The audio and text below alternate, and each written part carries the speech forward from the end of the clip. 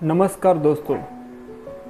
अगर हम कुछ सवाल मटेरियलिस्टिक लोगों के सामने रखते हैं तो उनके पास एक वैलिड आंसर नहीं रहता। जैसे कि अगर हम उन लोगों को पूछते हैं कि सृष्टि का क्रिएशन कैसा हुआ है या मनुष्य लोगों का जन्म कैसा हुआ है, तो उनके पास कोई वैलिड आंसर नहीं रहता।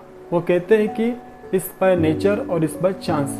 अगर हम उनको पूछते हैं कि बताओ कि हाइड्रोलॉजिकल साइकिल किसने सेट किया हुआ है या पृथ्वी और सूरज का डिस्टेंस किसने फिक्स किया हुआ है, अगर सूरज पृथ्वी के एकदम नज़दीक चला आ जाए तो क्या हो जाएगा, हम लोग गर्मी से जल जाएंगे।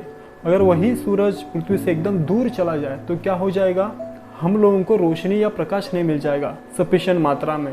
उसी तरह एक फूल रहता है, उस फूल में सुगंध किसने फिक्स किया हुआ है। अगर ऐसे हम सवाल मटेरियलिस्टिक लोगों के सामने रखते हैं तो उनके पास कोई आंसर नहीं रहता। वो कहते हैं कि इस बाय नेचर और इस बाय चांस। लेकिन गीता में भगवान श्री कृष्ण अर्जुन को 9वें अध्याय 10वें श्लोक में कहते हैं, मया अध्यक्षेन प्रकृति सूयते सचराचर हेतुआनेन कौन्तेय जगत विपरिवर्तते। मतलब भगवान के निर्देशन यानी भगवान के डायरेक्शन में ही प्रकृति का क्रिएशन होता है और उसका प्रलय होता है।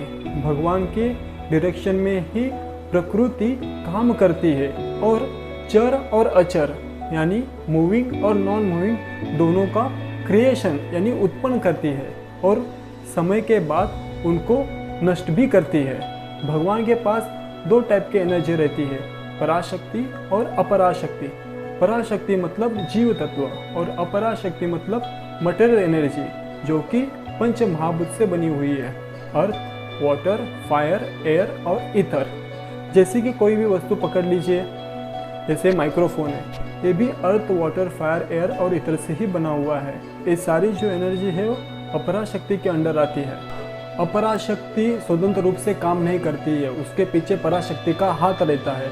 जैसे कि मान लो एक कमरा है, एक कमरा ऐसे ही नहीं बना हुआ है, इसके पीछे कोई सिविल इंजीनियर रहा होगा, इसके पीछे कोई आर्किटेक्ट रहा होगा जिन्होंने इसको डिज़ाइन किया है, इसको एग्जीक्यूट किया हुआ है और कुछ समय के बाद कुछ कारण के वजह से इसको नष्ट या डिस्ट्रॉय भी कर सकते हैं। उसी तरह इस सृष्टि का जो क्रिएशन है वो भगवान श्री कृष्ण ने किया हुआ है। हमें भगवत गीता पढ़ने के बाद एक ज्ञान प्राप्त होता है कि इस सृष्टि के क्रिएशन के पीछे भगवान श्री कृष्ण का हाथ है और ये भगवान श्री कृष्ण के निर्देशन में या डायरेक्शन में हुआ है। तो हम लोगों को भगवान श्री कृष्ण की जो गीता है उसको पढ़ना चाहिए। ये ज्ञान जो अर्जुन को दिया हुआ है उसको हमें समझने की कोशिश करनी चाहिए और सृष्टि का क्रिएशन का जो क्रेडिट है वो भगवान श्री कृष्ण को देना चाहिए। Thank you. हरे कृष्णा।